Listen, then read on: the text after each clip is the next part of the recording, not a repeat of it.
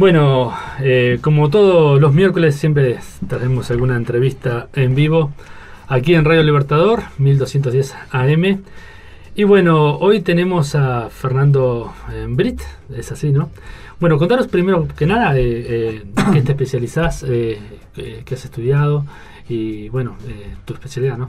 Bueno, muchísimas gracias por la invitación, Carlos. Y bueno, yo soy psicólogo clínico y me especializo en trastorno por déficit de atención e hiperactividad, lo que se llama TDAH, ansiedad, depresión y adicciones. Bien, vos hiciste una maestría, ¿no? En el exterior. Sí, hice maestría en psicología clínica en Barcelona y hice mis estudios de doctorado también allá. Así que vamos a decir que sos una eminencia. No, qué eminencia. Para nada. Bueno, y te escribiste un libro hace poquito que se llama La educación emocional en la familia, ¿puede ser? Sí, Alternativas al castigo, educación emocional en la familia, de editorial Fin de Siglo. Ahí está. Y bueno, ¿qué tratás más que nada en ese libro?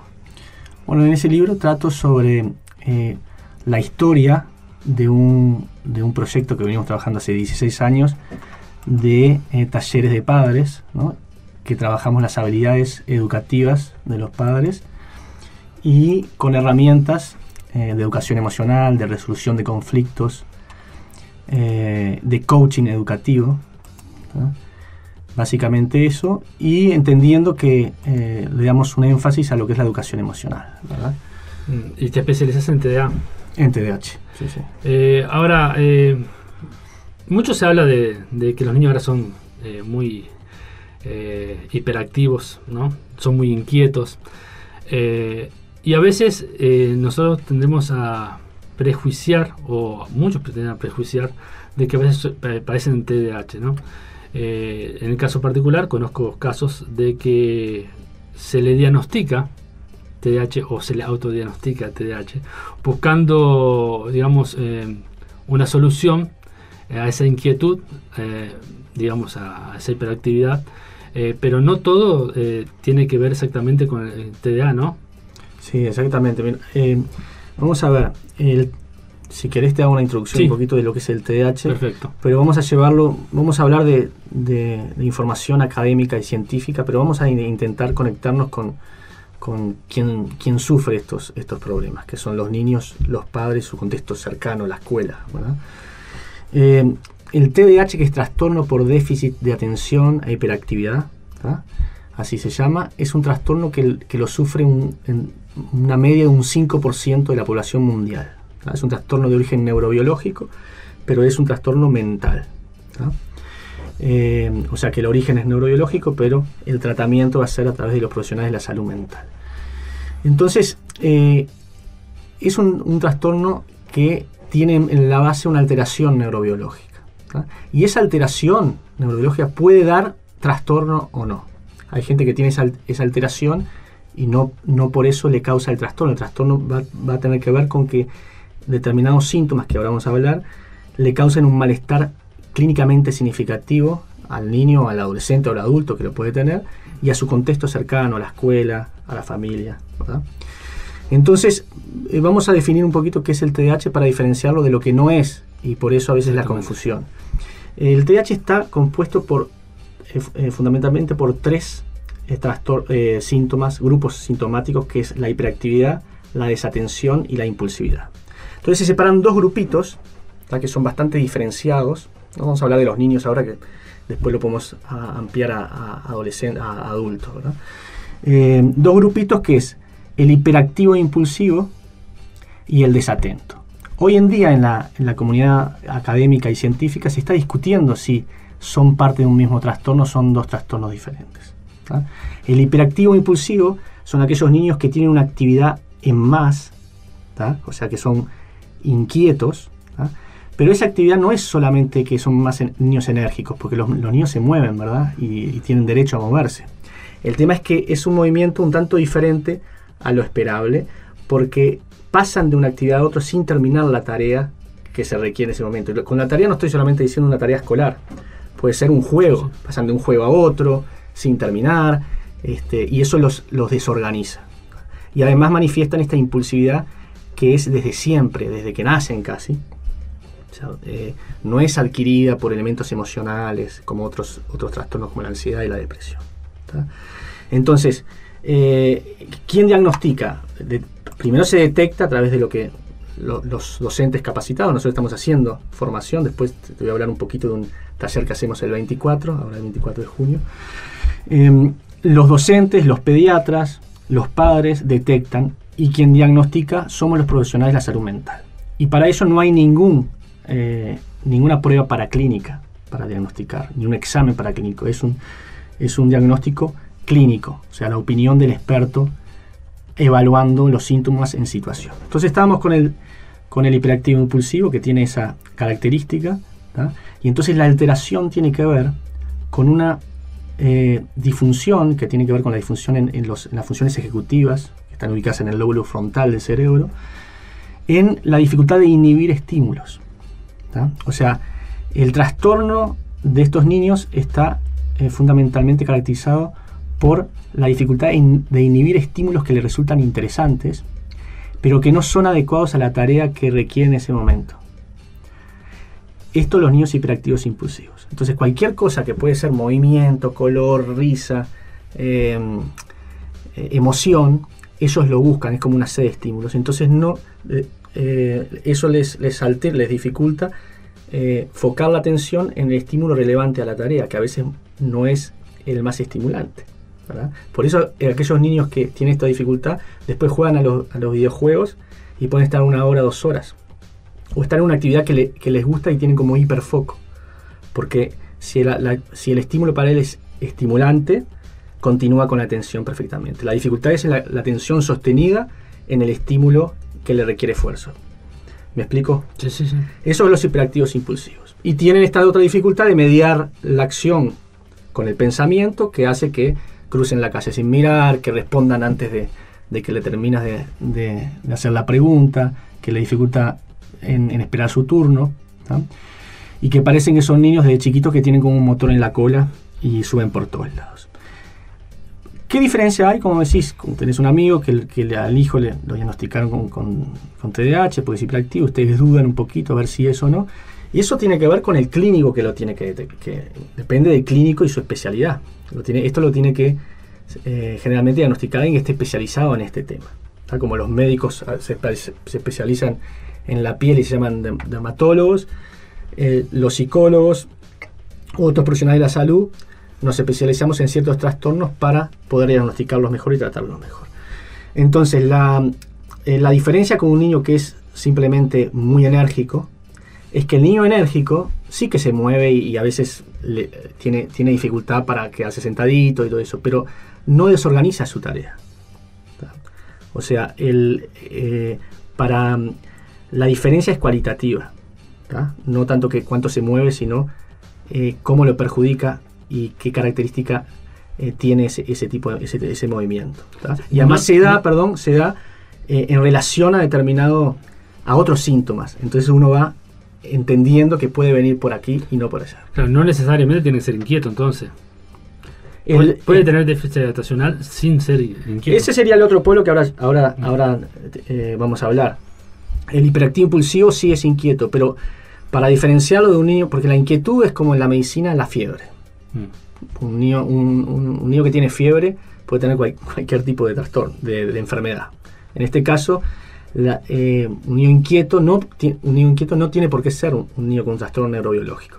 Puede ser un niño que está depresivo, que está preocupado, que está ansioso.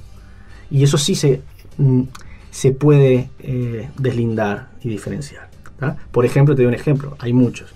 Uno tiene que evaluar los síntomas en un contexto, ¿no?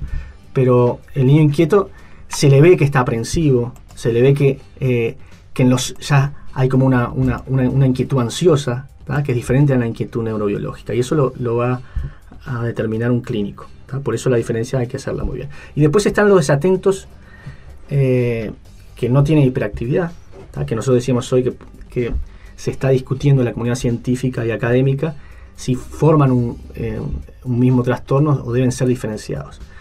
Yo creo que en un futuro se van a diferenciar porque son características bien diferentes y funcionamientos bien diferentes. ¿Y puede ser totalmente opuesto? Son totalmente opuestos los niños. Tienen lo único que que tienen en común los desatentos con los hiperactivos impulsivos es que van a tener dificultad en la escuela por dificultad de mantener la atención. Pero la dificultad de mantener la atención y seguir la tarea tiene que ver con otras alteraciones.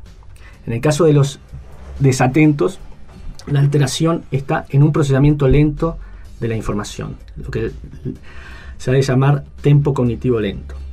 En cambio, los hiperactivos impulsivos lo que tienen es un procesamiento muy rápido de la información. Vuelan, atienden a varias cosas a la vez, se desorganizan.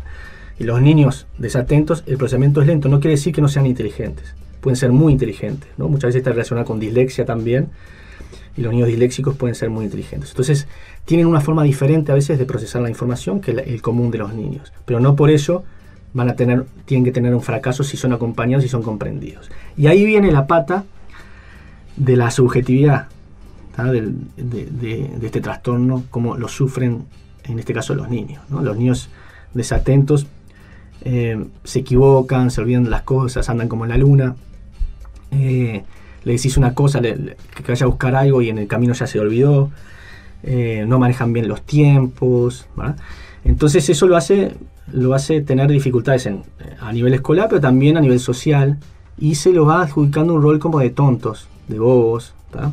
O sea que muchas veces se critica el diagnóstico de TDAH como etiquetar, pero los niños que tienen una dificultad van a ser etiquetados con cosas mucho más peyorativas. Entonces por eso hay que manejar bien el diagnóstico y cómo, ¿no? Y los niños hiperactivos impulsivos, depende de la gravedad, hay niños y adolescentes que tienen, además de los problemas de comportamiento que hacen sufrir mucho a los docentes y a los padres, ellos mismos tienen problemas a nivel social en el sentido de que a veces no los invitan a los cumpleaños o no pueden participan en un equipo de fútbol y a los 3-4 entrenamientos ya le dan salida, ¿verdad? Entonces depende de la gravedad, hay un sufrimiento muy grande que va a afectar en la construcción de su identidad. Y más o menos a partir de los 9-10 años, depende cómo vaya, pueden haber otro trastorno que ya no es neurobiológico, sino tiene que ver con la psicología. Con los sentimientos. Con la identidad, claro. Con la autoestima, ¿verdad? Y agregan trastorno de conducta. Los hiperactivos impulsivos agregan trastorno de conducta, muchas veces, si no son bien tratados. Y los desatentos, trastornos más interiorizados como la ansiedad, la depresión. ¿Y cómo se detecta a estas personas? ¿De qué edad más o menos se pueden empezar a detectar? Para que un padre diga, bueno, tiene este trastorno. Y mira, suelen llegar a partir de la etapa escolar, porque es cuando más se le va a exigir. Antes no. No, suelen llegar a la consulta, ¿tá? La mayoría llega a los 5, a los 6 años. No quiere decir que se puede detectar antes, y depende de la gravedad. Hay niños que ya de bebés se nota que tienen una dificultad de este tipo, y cuanto antes se trate mejor. O sea que se puede detectar desde muy chiquitos, del año, ¿no? Hay niños que del año que ya no paran, tienen otras dificultades a veces con el sueño, ¿verdad? No son chiquitos. Sí, ya los desatentos generalmente ya va a tener que ver con cuando va creciendo un poquito más y se va detectando más la dificultad. Los hiperactivos impulsivos depende de la gravedad, ya de chiquito se puede detectar. Sí, hay también algunos prejuicios, capaz que por no saber, en la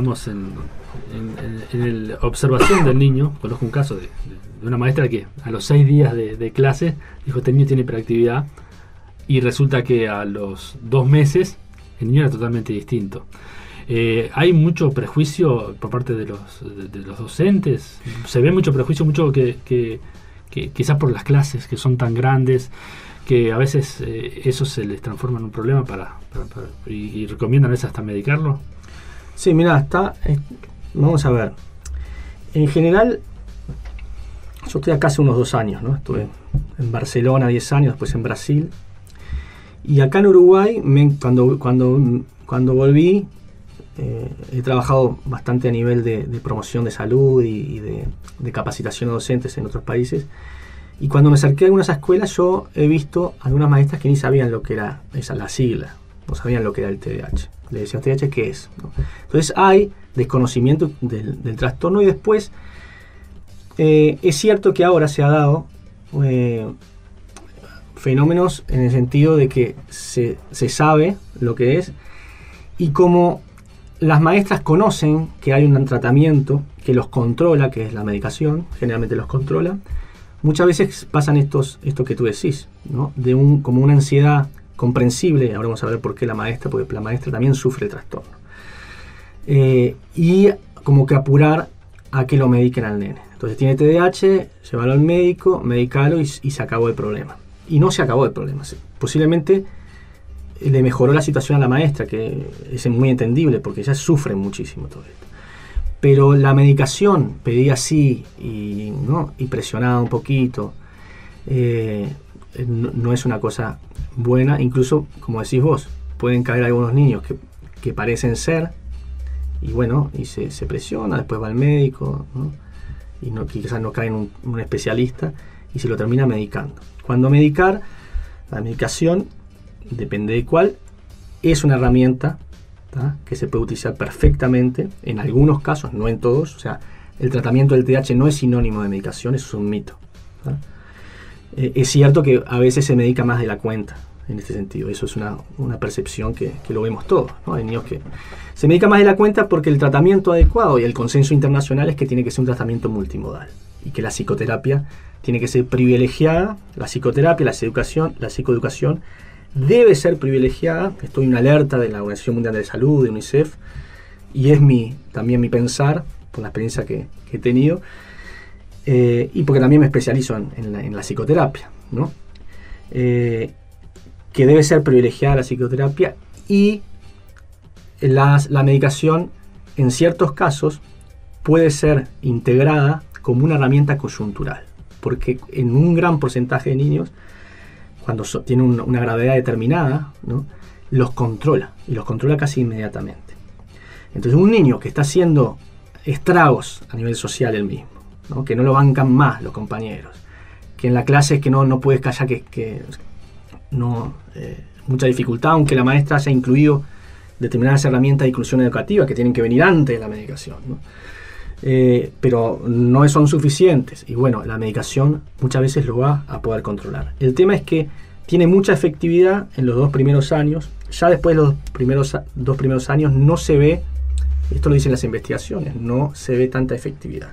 Es más, si vos ves la evolución de los niños medicados, muchas veces llegan a los 10 años, si no tienen un tratamiento adecuado, multimodal, llegan a los 10 años los hiperactivos impulsivos y agregan un trastorno de conducta, aunque hayan sido medicados. Y ahí lo tienen que medicar a veces con un neuroléptico, ¿tá? Entonces se complica la situación. O sea, la medicación sí, en ciertos casos, pero como una herramienta coyuntural, no para diciendo, acá está la solución, ¿tá? Lamentablemente, si nosotros vamos a la población clínica, vamos a encontrar que la mayoría de los niños con este tipo de diagnóstico están medicados y no reciben la psicoterapia, ¿tá? Esa es la realidad, la lamentable realidad. O sea que el tratamiento es inadecuado. Con respecto a las maestras están detectando, y a veces pueden detectar mal. Las maestras detectan y sugieren a los padres que consulten, ¿no? Después va a depender del profesional como diagnostica. O sea que la maestra en ese caso lo que no puede hacer es pedir la medicación, eso no. Entonces, lo que sí hay, y esto es un mito, porque tú me estás diciendo esto y es cierto, se ve este fenómeno, pero si nosotros vamos a nivel poblacional en general, no hay un sobrediagnóstico del TDAH. Hay un subdiagnóstico por robo que está muy subdiagnosticado, ¿tá? El tema es que después, dentro de la población clínica, dentro de los niños que sí lo mandan a consulta, es cierto que a veces parece ser más fácil para determinados contextos diagnosticarlo con TDAH que comprender una situación diferente, que puede ser una situación familiar, que puede ser una situación emocional, y muchas veces se lo encasilla en TDAH. Pero cuidado, está subdiagnosticado y hay muchos niños que tienen esta dificultad y son diagnosticados, entre comillas, por la población como el peleador, el gamberro es en español, decime vos, ¿no? Los niños que son catalogados de una forma antes de ser diagnosticados como el holgazán, el vago, ¿no? El insoportable, el mocoso, porque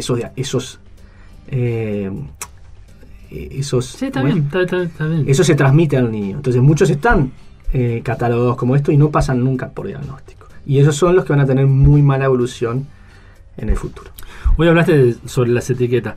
La otra vez consultaba con un profesional, por un familiar, y dice, el familiar de diagnóstico dice, bueno, pero no podemos etiquetarlo.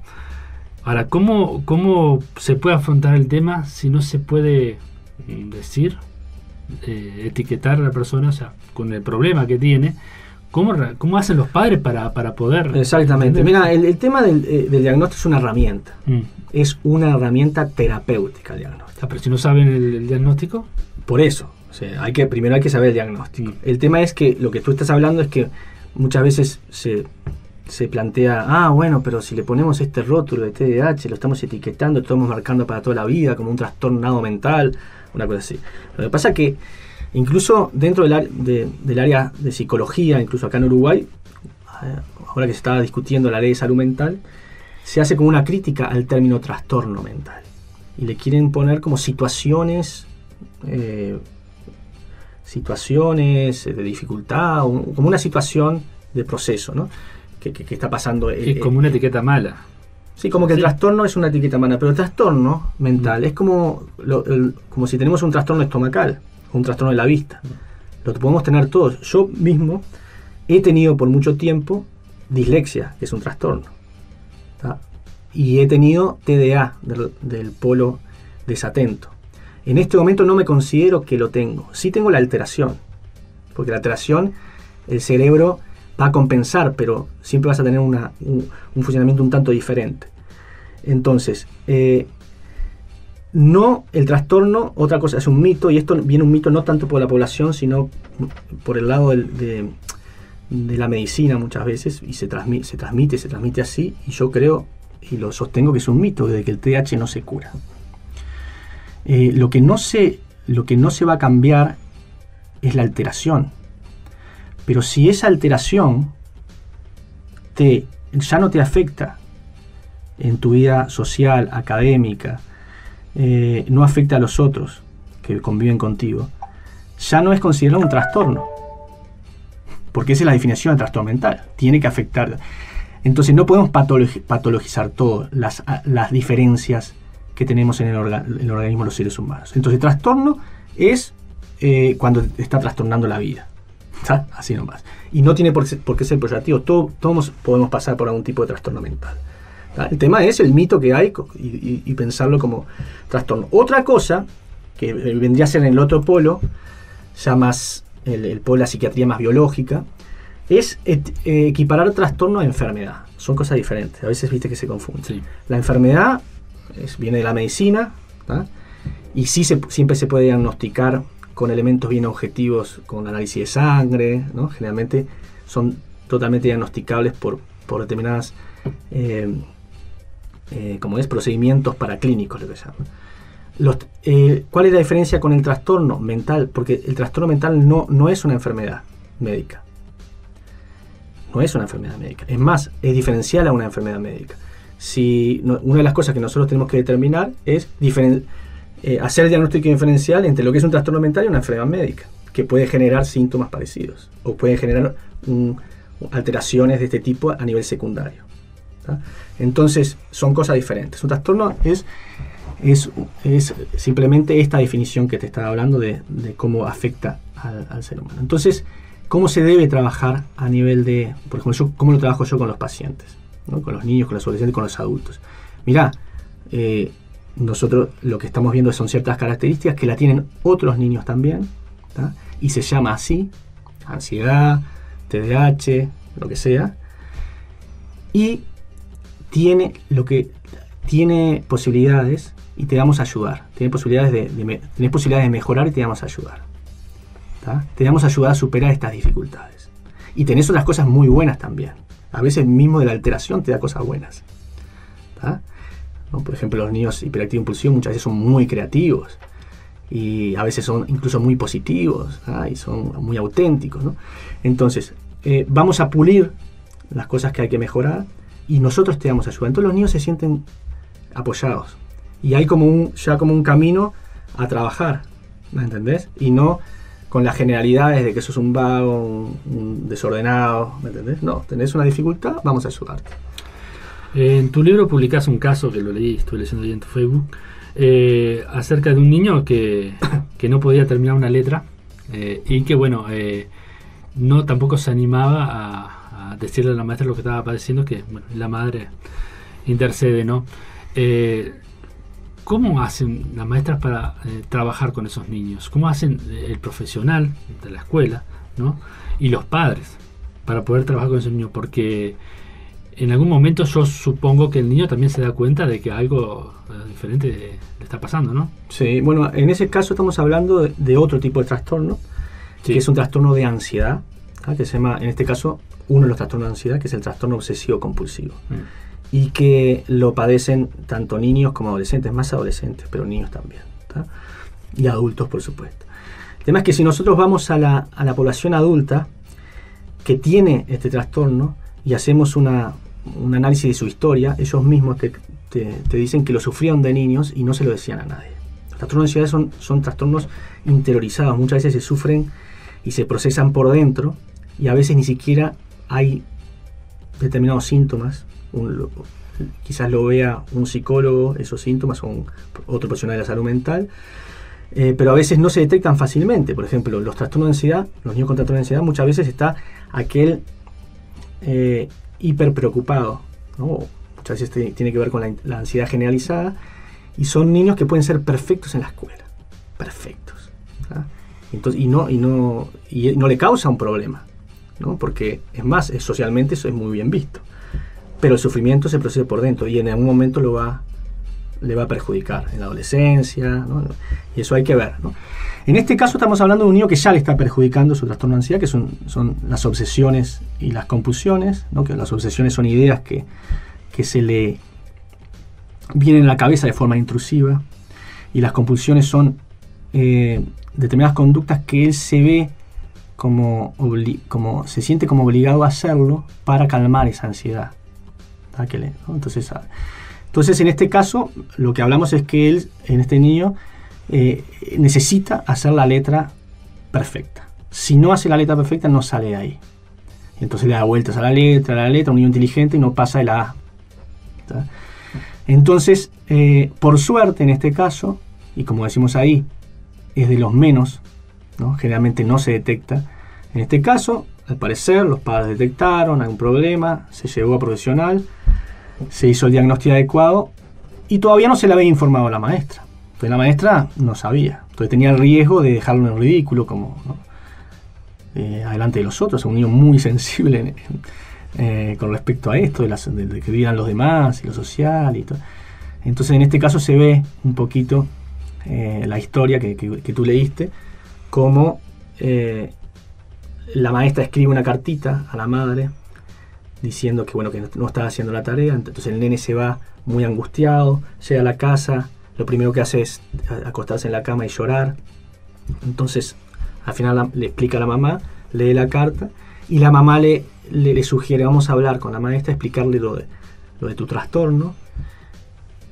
Llega, habla con la maestra y la maestra recibe muy bien esta información, y va a partir de esa información a ser mucho más cuidadosa y a intentar trabajar con él con otros objetivos. Porque cuando hay un trastorno mental, no podemos privilegiar lo académico a la evolución del trastorno, ¿no? Porque nosotros lo que queremos es que nuestros hijos sean felices antes que tengan buenas calificaciones y que tengan salud. Entonces ahí es donde la escuela va a tener que adaptar su modo de enseñar al modo de aprender que tienen los niños. Si los niños no aprenden como nosotros les enseñamos, quizás tenemos que cambiar la forma de enseñar para que los niños aprendan. Esa es la idea. Sí, vos también escribiste una nota acerca de que en las aulas que tenemos nosotros, que son de 30, a veces más alumnos, se necesitarían 2 docentes. Metés el dedo en la llaga. Por eso no me dan bola de ANEP, no quieren saber más nada conmigo, porque estamos... mira, yo lo planteo, nosotros nos ocupamos de formación docente, ¿no? Cada 2 meses, 4 veces por año hacemos capacitaciones que son, por suerte, bastante masivas, de una media de 100 personas, que casi todas son docentes, que vienen de todo, los hacemos los sábados y vienen de todo el país. Y espero que también que ahora que se escucha en 33, que hemos tenido bastante gente de 33, también familias que venían a psicoterapia, ya le mando un saludo. Hay que hacer una conferencia en 33. En 33, bueno, vamos. Entonces, bueno, no sé qué. A ver, me perdí. Esa es mi parte de la cogestión en el agua. Sí. Entonces, nosotros nos ocupamos de capacitación, pero bueno, yo soy educador también. Es más, estoy haciendo sobrevivir un espacio que yo tengo grupal, más que nada porque a mí me gusta, porque no funciona muy bien, pero a mí no funciona muy bien desde el punto de vista del proyecto, ¿no? Que no hay muchos niños ni nada, pero lo sostengo porque a mí me gusta, es parte de mi vocación. Y he sido también en Barcelona, cuando podía, hacía suplencias docentes, y sé lo que es estar en una clase, y también he llevado grupos a nivel terapéutico, y manejar el grupo en este caso, he trabajado con trastornos de conducta, ¿no? Entonces es difícil. Y en mi experiencia ha sido totalmente diferente cuando he agarrado un grupo solo que cuando he trabajado de A2 o de A3. Vamos a poner de A2 porque si no va a ser imposible, ¿no? De A2 conformás si llevas un buen vínculo laboral, ¿no? y también personal, ¿no? Con el compañero o la compañera, comenzar a trabajar mucho mejor con la creatividad. Podés empezar los procesos también transferenciales y contratransferenciales de lo que es el docente al alumno docente, se trabaja muchísimo mejor, ¿tá? Porque a veces por las dinámicas grupales a veces tienes que apoyarte en otro para determinadas cosas, ¿tá? Y eso funciona muy bien. Trabajar de A2 sería ideal, y no como un ayudante que se hace, ¿no? en educación infantil, un auxiliar, sino como dos docentes trabajando en un aula y tener tiempo para hacer planificación, que hoy los docentes no tienen, ¿tá? Sería ideal. Y bueno, cuando nosotros lo planteamos, que eso no lo inventé yo, no hay movimientos en el mundo que trabajan con esto, buena recepción ha tenido, ningún docente ha dicho que no. Es más, han salido muchas experiencias de que, bueno, sí, hemos trabajado con la maestra de sexto, que estamos, ¿no? Y hemos intercambiado. La idea de esto es hacerlo una cosa como más estructural, ¿no? Quizás no obligatorio, pero estructural, que se dé el espacio a esto. Y a nivel, digamos, gubernamental, ¿cómo trabaja el gobierno con esto? ¿Le da importancia a estos temas? Bueno, no. ¿A qué tema? ¿Al tema del TDAH, de una reforma educativa? La reforma educativa se está hablando por todos lados, ¿verdad? Sí, de reforma educativa sí, pero digo, más que nada, bueno, estamos con la forma bareliana todavía, ¿no? Que creo que hubiera que cambiarlo un poco. Sí, pero eso no diría que es un tema de gobierno, es un tema muy difícil, que tiene que ver con gobierno, tiene que ver con el aparato burocrático que es la ANEP. No me quiero meter mucho en esto, porque si no ya no me dan entrada, me van a sacar la patada. Y también con lo que es los sindicatos, ¿verdad? Entonces hay dificultades en esos ámbitos de la reforma educativa. Ahora, sobre TDAH, hay mucho que trabajar. En casi todo el mundo se están sacando leyes. Acá no hay ley, ¿tá? De dislexia y TDAH. Se podría trabajar perfectamente sobre eso. Ahora, depende, ¿viste? De la voluntad. De la sociedad civil también, ¿tá? De los padres, de las familias, de los padres, porque pueden ser adultos también, que se organicen, y se están intentando organizar para solicitar estos derechos que tienen que ver con una minoría, ¿no? Generalmente son una minoría, pero son una minoría no tan menor. Cuando hablamos de un 5%, estamos hablando que en una clase de 20 alumnos, uno por lo menos lo tiene este trastorno. Y lo sufren no solamente el alumno, sino toda la clase, ¿no? Porque muchas veces son los niños que el polo agresor del bullying, muchas veces son niños que tienen este trastorno, y muchas veces son el polo agredido, ¿tá? Siempre están ahí en la vuelta, en los líos siempre están. Y entonces es un problema a nivel de salud mental y de salud pública el TDAH, ¿tá? Porque no hablamos, pero sin tratamiento adecuado, que no lo está viendo, la evolución va a trastorno de conducta, y en determinados ámbitos sociales la trastorno de conducta se transforma en delincuencia, ¿tá? A depresión y ansiedad. Muchas veces, por ejemplo, la hiperactividad en el adulto muchas veces sin tratamiento a veces baja. Pero generalmente sin tratamiento, depende de la gravedad, va a tener otro tipo de problemas. El adulto, por ejemplo, lo que tiene el adulto impulsivo, hiperactivo impulsivo, pasa de un proyecto a otro, no termina una carrera, va a otra, tiene problemas también a nivel de las relaciones, de los trabajos, ¿tá? Meten la pata cada rato, y eso pasa en adultos, en jóvenes. El abuso de sustancias está muy relacionado con el consumo abusivo de sustancias, con el TDAH, no solamente, pero sí. Hoy estaba leyendo que se duplicó el suicidio en 20 años. Estuviste leyendo el Facebook, muy bien. Es también la última que publicamos. No lo vi eso. No lo vi, pero bueno, lo leí en un portal, en otro portal. Pero también tiene mucho que ver con estas enfermedades o estos trastornos. Totalmente. Ahí mismo lo vas a ver, entonces fue la última publicación que hicimos en el perfil. Y ahí hay que decir, ¿no? Porque ahí sí cuando se trabaja muy bien. ACE sacó un protocolo que yo lo estuve leyendo y por eso lo publiqué algo que tiene que ver con eso, un protocolo de actuación en intentos de autoeliminación en adolescentes que me pareció excelente, ¿no? Excelente protocolo, bien hecho, y lo lanzó ACE, ¿no? La salud pública aquí.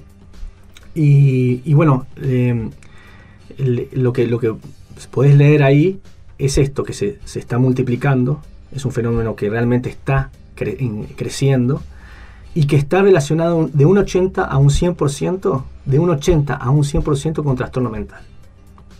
Entonces, de esto podemos diferir o inferir que tratando, previniendo el trastorno mental se va a prevenir también este tipo de situaciones, ¿verdad? Que son, mira, el suicidio adolescente es la segunda causa de muerte en adolescentes. La segunda causa, es muchísimo. ¿Ah? Y ya ves, a nivel mundial estamos hablando de 1 millón por ahí, 1 millón de casos por año a nivel mundial. Y en Uruguay también hay investigaciones que yo ahí las referí, de la cantidad también. Bueno, y con respecto al TDAH, vos decís que tiene cura, pero el tratamiento supongo que es largo y no siempre es con Ritalina. No siempre es con Ritalina. Y viste que esto de tiene cura es como un tabú decirlo. Es más, si alguien lo dice, este está vendiendo la cura del TDAH, como que está vendiendo la cura del autismo, por ejemplo. El autismo por ahora realmente es un trastorno que no tiene cura. Pero lo que yo estoy diciendo es totalmente racional, o sea, lo entiende cualquiera. Si la definición de trastorno mental es la siguiente para todos los trastornos, y la voy a repetir, es que determinados síndromes, que es un conjunto de signos y síntomas, que lo identifica el profesional especializado, este síndrome te afecta al sujeto en su vida social, laboral o escolar, y le da un sufrimiento que se llama clínicamente significativo, o afecta a su entorno, lo podemos catalogar como trastorno, si se dan determinados síntomas. Ahora, si no se da esto que dije anteriormente, no es trastorno. O sea que si se da en un momento y después ya no se da, estamos hablando a nivel de lo que es salud mental y de trastorno mental, de cura. Eso no me lo puede discutir nadie. El tema es que hay como un discurso dentro de lo que es los movimientos de TDAH que tiene mucha fuerza, que es un discurso mucho más biológico, y nadie discute que tenga un origen neurobiológico, eso está clarísimo. No se puede comprobar, ojo, a nivel, no hay ninguna prueba para la clínica que diga, bueno, entonces te hacemos un mapeo cerebral y te diagnosticamos. No existe mapeo cerebral para diagnosticar TDAH. Lo que existe es el mapeo cerebral que dan ciertas características, pero las dan para TDAH y para otros trastornos también. Entonces, hay cierto movimiento a nivel biológico que tiene mucha fuerza por los laboratorios, ¿tá? Que lo que venden en este sentido de medicamentos es después de la industria armamentística, viene por ahí, ¿tá? Del poder que tiene. Y no es que sean malos o buenos, pero es un poder económico y financian investigaciones. Todos los grandes investigadores están financiados la mayoría por los grandes investigadores que investigan el TDAH. Tienen subvenciones de esto, ¿no? Y hay un discurso que ahora cada vez tiene menos fuerza, de que el TDAH no se cura y que es un trastorno que la Ritalina es como los lentes para el miope. O sea que se corrige con la Ritalina y le va a servir durante toda la vida perfectamente. Entonces, si no tiene cura, se trata así, de forma paliativa para toda la vida. Sí, eso no, como viste, no cura. Como viste, esa no es mi propuesta. Para nada denigro la utilidad de la medicación dentro de un contexto terapéutico, lo que hablamos antes, de un contexto psicoterapéutico. Y la Ritalina puede apoyar en ciertos casos, y no en todos, y puede apoyar de forma muy útil, de forma coyuntural, puntualmente. A veces muchos niños tienen que tomar por mucho tiempo, ¿no? Pero la idea es tomar cuanto menos se tome la Ritalina, mejor. ¿Para qué? ¿Qué riesgo tiene tomar Ritalina? Bueno, mira, yo hablo de esto, no pienso que también le doy la derecha, digamos, le doy a quien es especialista en la medicación, en cómo medica y todo eso, pero uno tiene que estar informado, ¿no? de este tipo de cosas. Cuando yo estaba en Barcelona y empecé a trabajar con el tema de TDAH y me empezó a ir muy bien con proyectos que estamos trabajando aquí también, que es un proyecto de terapia a través del deporte y de coaching, ¿no? Para niños y adolescentes, y lo trabajamos con una fundación que la llaman la Fundación Adana, y comenzamos con 12 niños, en unos años teníamos 80 niños, todos diagnosticados con TDAH y derivados del Hospital Clínic de Barcelona, ¿tá? Y del Hospital Clínic de Barcelona, la psiquiatra y la psicóloga referente me derivaban casi todos, nos derivaban a nosotros casi todos los casos que tenían eso, que estaban el 90% medicados, 95% medicados. Y entonces agradecía mucho la derivación, pero nos encontramos en eventos científicos, teníamos una postura un poquito diferente. Y era que yo intentaba trabajar el que se empiece a dar más importante a lo que es la psicoterapia, porque en ese momento era medicación y psicoeducación lo que se hacía. Medicar e informar a los padres, a los docentes, que está muy bien, pero faltaba la psicoterapia. Y entonces ellas me decían no, porque la psicoterapia no está demostrada el buen efecto en el tratamiento del TDAH. Lo que está demostrado, y me citaban, y lo hacían ellas y todos, en general, esta postura, citaban un estudio que es el MTA, que es un estudio multicéntrico que hicieron en Estados Unidos con miles de pacientes, el estudio que le dicen como el más importante que se ha hecho sobre tratamiento de TDAH, y lo que daba es que solo la medicación te da tan buenos resultados como medicar y psicoterapia. Eso se hizo hasta los 24 meses y seguía dando más o menos esto, ¿tá? Se hizo primero una investigación longitudinal, o sea, en el tiempo, y en el año daba estos resultados que estoy diciendo. O sea que era tanto bueno medicar como psicoterapia con medicación. Y entonces, si vos le decís esto a los padres y a los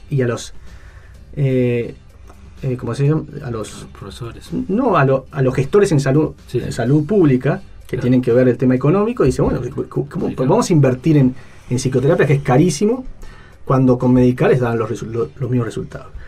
Y nosotros, por nuestra formación y nuestra experiencia, eso lo criticábamos, más allá que determinada investigación diga tal cosa. ¿Y qué pasa? Se continuó el estudio y lo hicieron a 24 meses. Y en 24 meses ya no era tan claro. Y luego lo hicieron a 36 meses. Y dio otros resultados, que es el que te voy a plantear ahora, porque me dijiste, es peligrosa la medicación, y te voy a plantear. Que a los 36 meses ya no había diferencia en cualquier tipo de tratamiento. No había diferencia en cualquier tipo de tratamiento. Y se planteó que los niños que solamente habían sido medicados sin tratamiento psicoterapéutico estaban más relacionados con el consumo de sustancias, el consumo abusivo de sustancias, que los niños que habían seguido psicoterapia.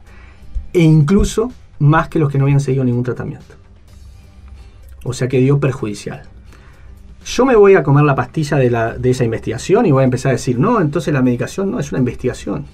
¿Tá? Muy importante, pero es un dato que hay que tener en cuenta, pero no por eso voy a salir a decir que quien solamente toma medicación después va va a consumir más sustancias. Eso lo dice la investigación. Pero que solamente estar medicado hoy en día es considerado un tratamiento inadecuado, lo es. Y esta investigación lo plantea. Ahora, la medicación con la psicoterapia sí es tratamiento adecuado. Sobre los peligros de usar la Ritalina a corto plazo, está muy investigada y es una medicina muy segura, bastante segura, ¿no? Con determinados recaudos que toman los médicos, de análisis de sangre y todo eso.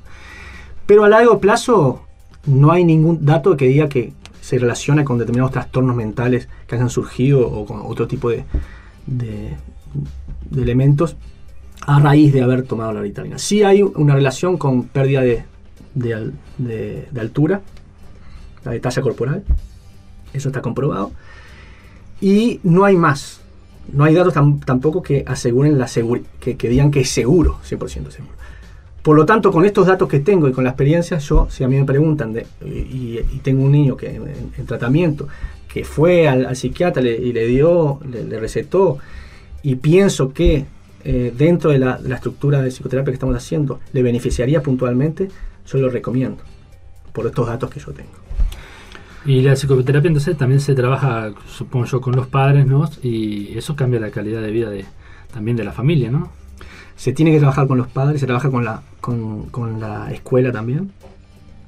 Y se trabaja con los padres porque lo que se empieza a hacer es un trabajo de control de contingencias en casa, que es un método que se trabaja en casa para comenzar a cambiar un poquito la comunicación negativa que genera muchas veces estos niños, y que los padres se comienzan a tener que castigar demasiado, a centrarse en la crítica, ¿tá? Y no en los aspectos positivos de los nenes. Y entonces hay determinadas técnicas que trabajan intentando modificar ese sistema de comunicación en casa. Y métodos de resolución de conflictos, que nosotros en verdad le llamamos métodos de transformación de conflictos, ¿tá? Para que los niños comiencen a internalizar estos métodos, ¿tá? Y además a lo que se dirige la psicoterapia es a compensar, primero a prevenir todo lo que trae aparejado los problemas que tiene con sus síntomas, y luego a que él comience, el niño o la niña, ¿no? O el adolescente o el adulto, comience a encontrar estrategias para afrontar positivamente sus problemas, ¿tá? Y de alguna forma compense su dificultad. Entonces el cerebro es dinámico y se sigue construyendo en la niñez, ¿tá? Y en la adultez ya menos, pero también se puede trabajar. Si vos agarrás un niño no vidente y lo estimulás, si lo dejas ahí tirado, va a avanzar muy poquito. Si lo estimulás y lo tratás y le haces estímulo, un no vidente te va a reconocer por el olfato, por el tacto, va a tener su cerebro va a compensar su dificultad. Son tremendos. Yo he tenido amigos, viste, que te escuchan venir de 2 cuadras igual, ¿tá? No tanto, pero más o menos así. Sí. Entonces, eso pasa con todos los trastornos, con todas las dificultades que tiene el cerebro, ¿tá? Entonces, si vos compensás, va a llegar un momento, si se trabaja bien, en que esas dificultades vos no te causen el problema. ¿Qué pasa? Cuando hablamos de cura, hay en ciertos casos graves, está muy difícil hablar de cura. Entonces hablamos sí de llevarla y de que no empeore y de convivir con esa alteración sobre los casos graves. Pero no son la mayoría de los casos graves. La mayoría son los leves y moderados. Entonces se puede, con mucha implicación de la familia.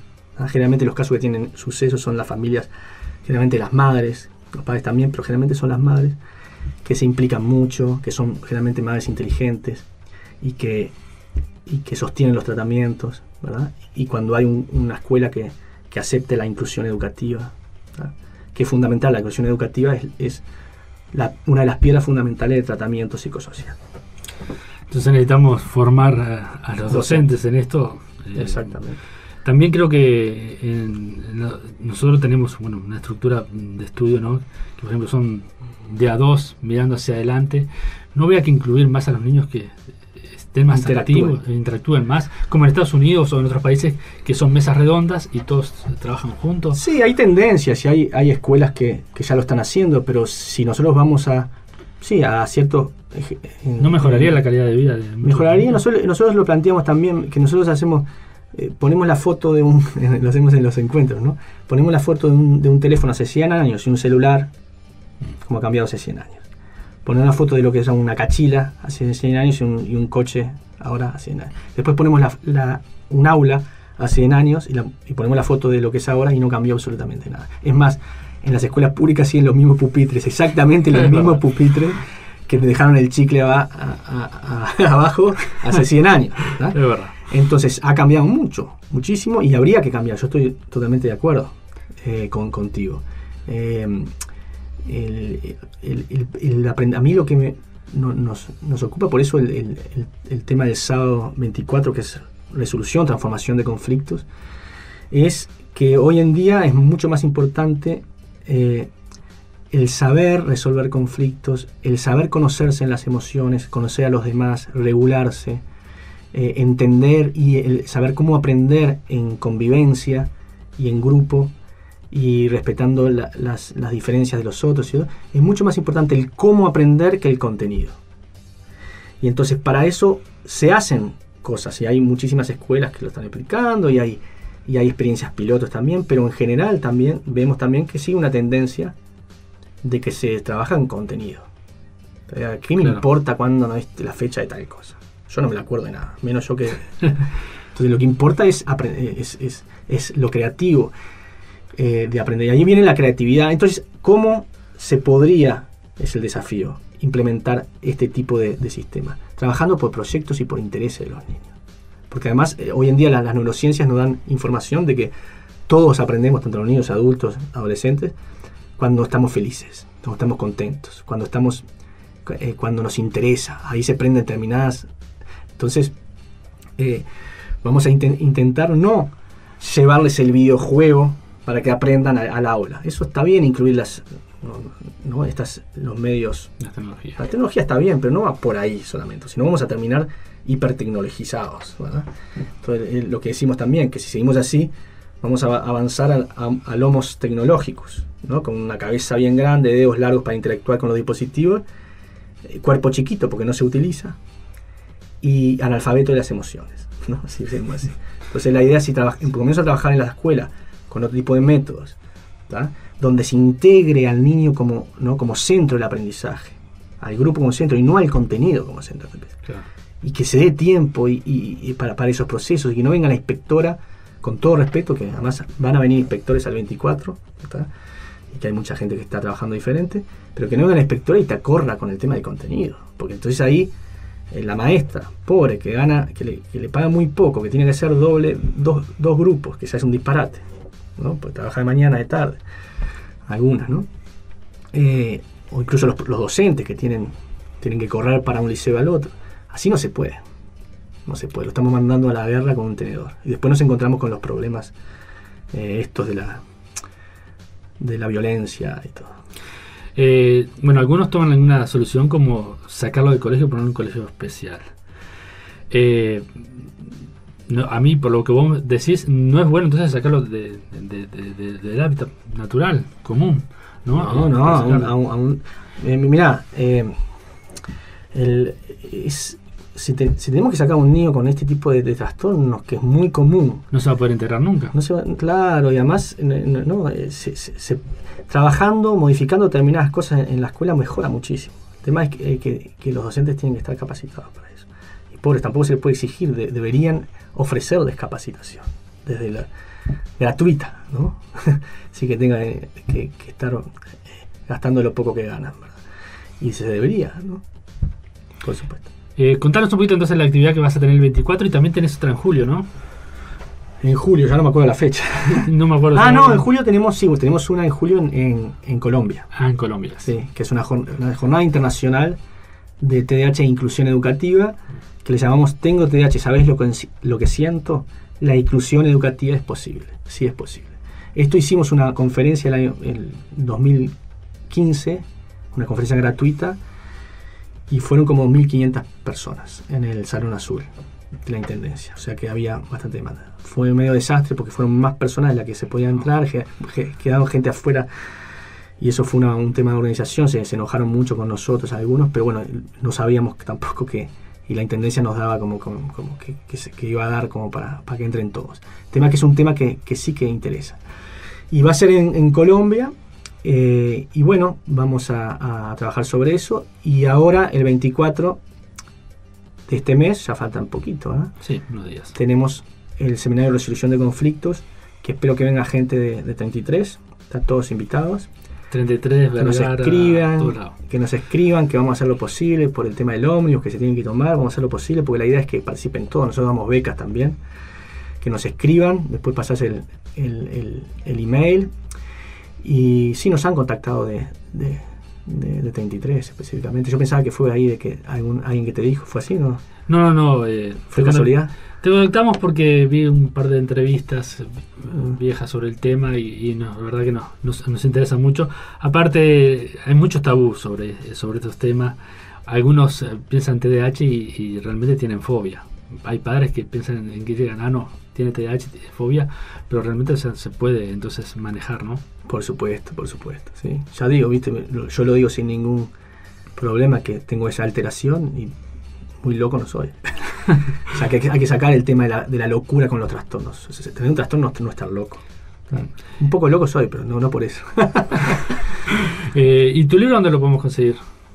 Bueno, nos pueden escribir a nosotros lo podemos facilitar, y en las librerías también está, se supone. Bueno, la verdad que tendríamos muchísimos temas más para hablar.